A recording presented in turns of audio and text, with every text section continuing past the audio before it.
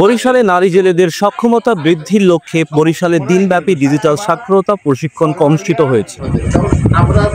মান্থা ও জেলে নারীদের সামাজিক, অর্থনৈতিক, আইনি এবং প্রাতিষ্ঠানিক চ্যালেঞ্জগুলি চিহ্নিত করা এবং অগ্রাধিকার দিয়ে এই সভা সদর উপজেলার তালতলী ব্রিজের ঢালে মাটির সাজ রেস্টুরেন্টে প্রশিক্ষণ অনুষ্ঠিত হয়।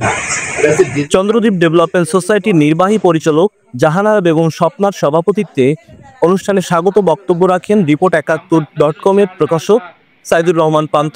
আমরা যেটা দিব সেটা আপনাদের দীর্ঘমেয়াদী একটা কাজ। প্রশিক্ষণে বিশেষ অতিথি হিসেবে উপস্থিত ছিলেন সামাজিক উন্নয়ন সংস্থার নির্বাহী পরিচালক রাশেদ খান। প্রশিক্ষণে কনসালটেন্ট হিসেবে উপস্থিত ছিলেন আরিফুর রহমান, প্রকল্পের সমন্বয়কারী মহানন্দ দাস, চন্দ্রদ্বীপ ডেভেলপমেন্ট সোসাইটির প্রধান সমন্বয়কারী মোহাম্মদ আলী জীবন ও রিপোর্ট71.com এর লিড কন্টেন্ট গৌরব কর্মকার।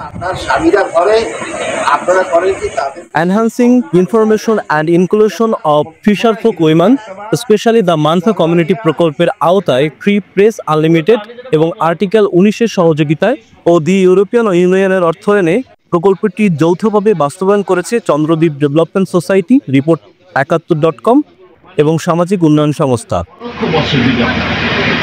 সভা থেকে মান্থা নারীরা নদী থেকে মাছ ধরার পেশার স্বীকৃতির দাবি জানান। পাশাপাশি তারা ভিজিএফ, ভিজিটি কার্ড, বিধবা ভাতা বা দুর্যোগ ত্রাণের মতো সুবিধার দাবি জানান। তারা বলেন, আমাদের জীবিকার নিরাপত্তা চাই। মৌসুমি নিষেধাজ্ঞা, ঝড় অথবা নদী ভাঙন তাদের আয়ের উপর প্রভাব ফেলে, তাই তারা বিকল্প পেশার দাবি জানিয়েছেন।